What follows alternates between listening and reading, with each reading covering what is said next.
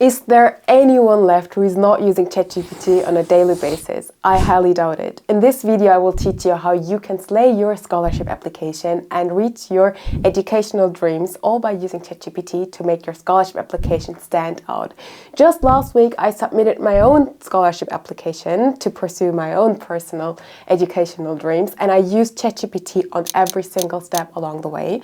So in this video, we will cover how you can put together your application documents using ChatGPT, how you can find the right scholarship using ChatGPT, how you can collect the reference letters from your professors using ChatGPT, and I will share you all the prompts that I used last week for my own application with you in this video. Before we start, if you don't know me yet, hi, I'm Ainur. I'm a third-year PhD student in chemical engineering at Imperial College London, and I made it my mission to teach you every secret I know in academia, video by video, through all my social media channels. So let's get started with point number 1, finding the right scholarship for you. Now, there are 3 ways on how you can find the right scholarship. First of all, you can do the classical Google search, where you just type in scholarship for, let's say you want to study in the UK, then you look at scholarship for international students in the UK, you do your Google search, you go through all the pages and pick out some of the results that you find. The second option would be to ask your friends, family, professors, peers at university. A lot of universities have international student departments, and they have lots of knowledge on these things, so I definitely recommend to go there and ask them as well about scholarship options. And the third option is obviously to ask ChatGPT. And I was quite surprised by the results of ChatGPT because it brought up some of the options that I didn't find through Google, which was super nice. And I will insert a prompt here on the left or right side, the prompt that I basically used for ChatGPT to give me a list of scholarships. And the cool thing is you can then filter also out about all the things like requirements and application deadlines and stuff like this. So you have it all filtered in form of a table as a result, which is just super convenient. However, very important, I highly recommend to do all 3 methods: Google, ChatGPT, and asking professors, peers, and your international student department, because sometimes there are scholarships that are not very well known. They are small scholarships, but since a lot of people don't know them, they are not so highly competitive. And this is kind of word of mouth that carries them around, so you might not find it through Google or ChatGPT. So definitely make sure to use all the channels. To find the right scholarship. So once you've got the right scholarship, we're going to move on to the second step, which is the application, right? And this is kind of like the most difficult step, the most time-consuming step.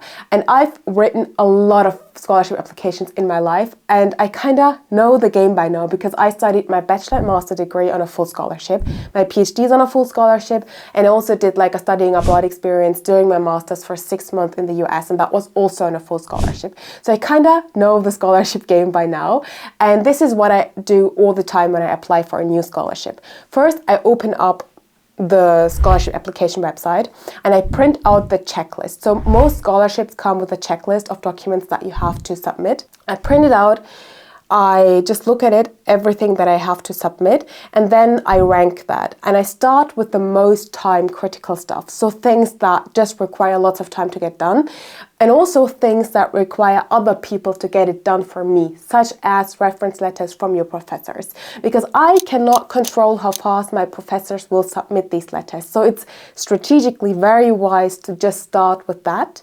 Because I can pull an all-nighter for my own application. I can work the entire night and spend 24 hours just to meet the application deadline, but my professors won't do that, right? It's not their job.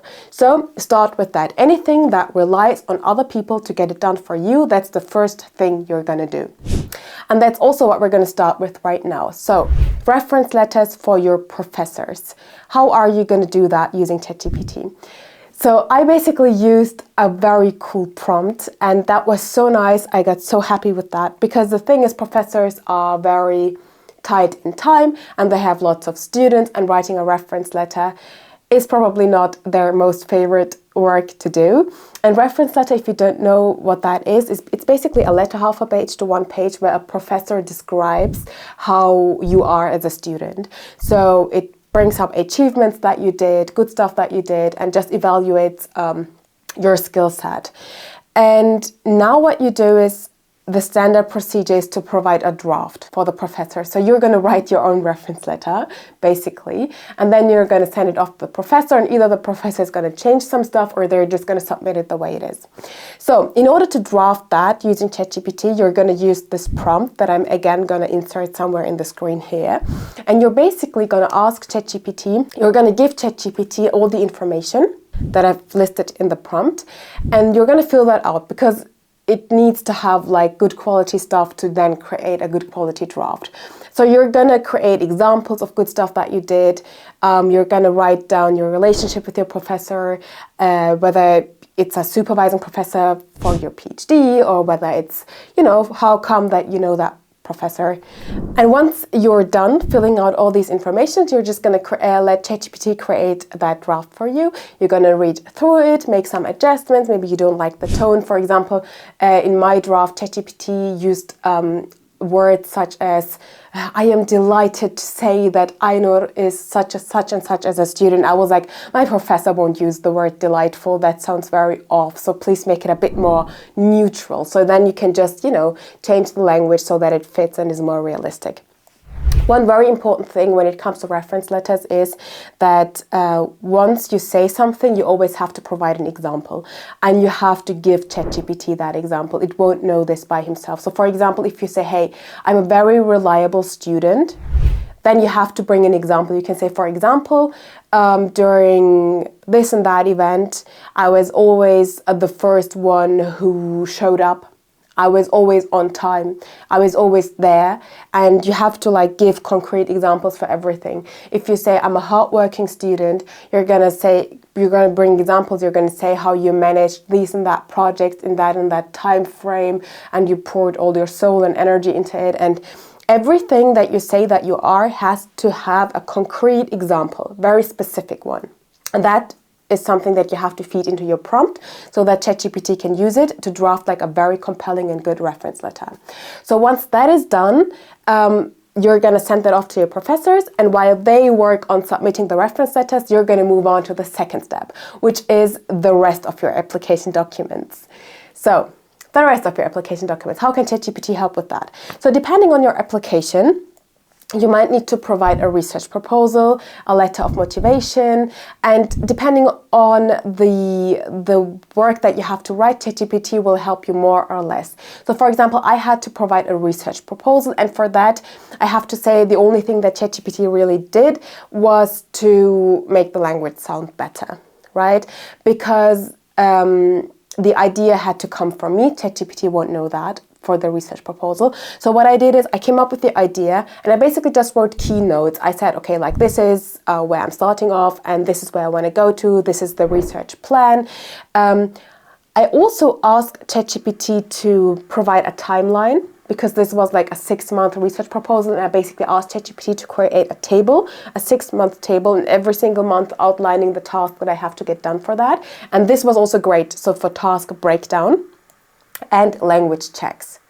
So this was the only thing I used from ChatGPT for my research proposal.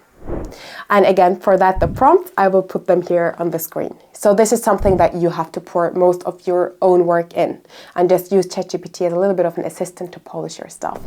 However, when it comes to the motivation letter is kind of it's not about your research proposal and the research that you're going to do. It's more about who you are, what your motivations are, why you're applying to do that research project in that institution. It's more of a more personal, not research related, but it's about you. And here again, you're going to do the same thing as you did with the reference letters. You're going to provide ChatGPT a lot of key points about you, about your motivation, and you can even ask ChatGPT to elaborate these points if you run out of ideas. You can use it as an ideation tool, and then you can just say, okay, based on these key points, just draft me now a letter of motivation. And then you're basically, again, going to read through it, sort through it, and make it sound better, or in a way that you would use the language yourself. And again, for these two things, I'm going to insert the prompts somewhere in the screen. and you can just copy that or screenshot it from there. All right, this sums up the 3 main steps that you have to do for your scholarship application: finding the right scholarship, collecting your reference letters from your professors, and then writing down basically the application letters, the research proposal and the motivation letter. And ChatGPT helps you in a way that it takes your key points that you provide, that you feed into ChatGPT, and it will then create a text based on that. So it saves you lots of time in writing. It is also great in breaking down tasks and creating a timeline. So when you say, okay, this is the task that I want to achieve, and you give it a prompt and you say, create a table, make it fit into a timeline, that's also great what ChatGPT is for. And the third thing is for ideation, because sometimes you run out of ideas and you're like, okay, I don't know what else to write about this point here that they asked me to. So super easy, you can chat with ChatGPT to create ideas. That's how I wrote my scholarship application using ChatGPT. I will put all the prompts into the caption. If you want to copy all the prompts that I use directly and have it like as a Word document, you can use the link in the description below. There I will create like a document for you and you can just download it basically. That's probably the most convenient way to get the prompts. And other than that, I hope this video was useful. Good luck on your scholarship application. Let me know how it goes in the comments, or let me know where you're applying to in the comments. If you haven't done so already, I highly recommend you to check out my Instagram channel, where I'm sharing daily academic tips, bite-sized pieces every single day on that channel. So do make sure to check it out. And other than that, I hope you're having a nice day wherever you are, and I'll see you in the next video. Bye-bye.